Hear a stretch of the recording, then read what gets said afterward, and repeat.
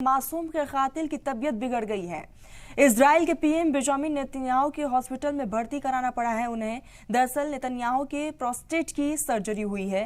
Netanyahu के office ने इस खबर की तस्दीक की है। रिपोर्ट्स के मुताबिक नेतन्याहू को अभी अस्पताल में रहना होगा और तब तक नया वजीर आजम यारिव लेविन पीएम के तौर पर काम करेंगे।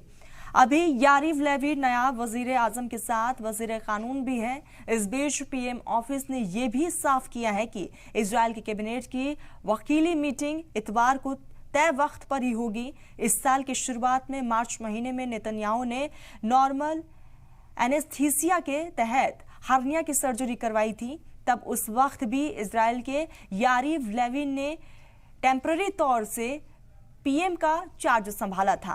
इस मामले के बाद इजराइल में कई लोगों के बीच पीएम के हेल्थ के बारे में काफी अटकलें लगाई जाने लगी हैं।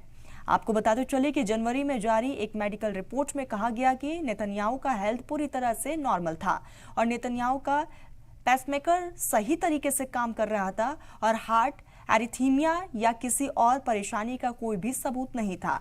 हालांकि ये भी बात बता दें आपको कि इजराइल में प्रोटोकॉल के हिसाब से हर साल पीएम की हेल्थ रिपोर्ट जारी की जानी चाहिए, लेकिन नेतन्याहू ने 2016 और 2023 के बीच एक भी रिपोर्ट जारी नहीं की।